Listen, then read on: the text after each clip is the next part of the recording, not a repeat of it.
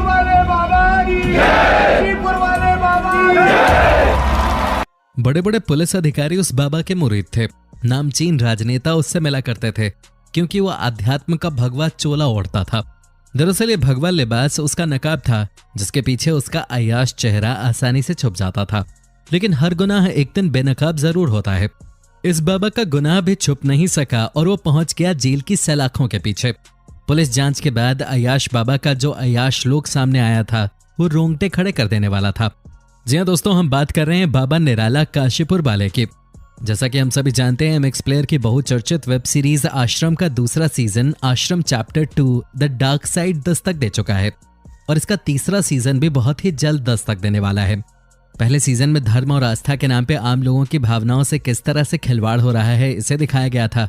दूसरा season chapter 2 की tagline ही dark side है, तो यहाँ बाबा निराला के और भी कई सारे काले कारनामे उजागर हो रहे हैं।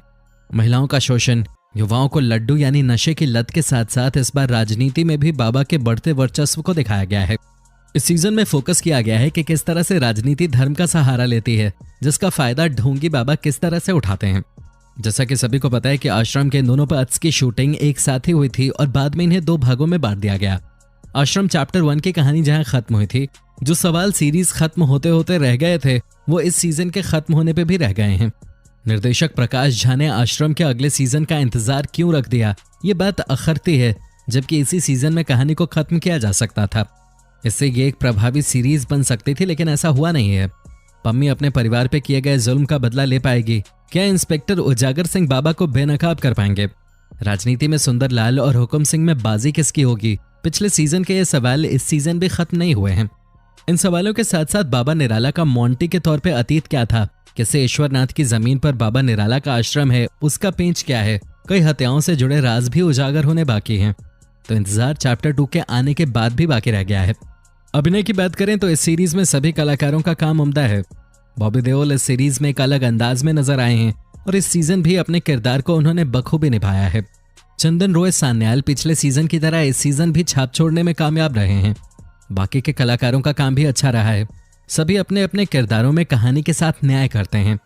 सीरीज की सिनेमेटोग्राफी अच्छी है, संवाद कहानी और उसके ट्रीटमेंट की तरह औसत रह गए हैं और बाकी की कहानी अभी तीसरे चैप्टर में देखने के लिए बची हुई है। जैसे आपने सेकंड पार्ट का इंतजार किया है, आपको थोड़ा सा और आश्रम के चैप्टर 3 का इंतजार करना पड़ेगा अगर आप बाबा की पूरी कहानी के बारे में जानना चाहते हो तो दोस्तों, आपको कैसी लगी आश्रम वेब सीरीज हमें कमेंट सेक्शन में कमेंट करके जरूर बताएं।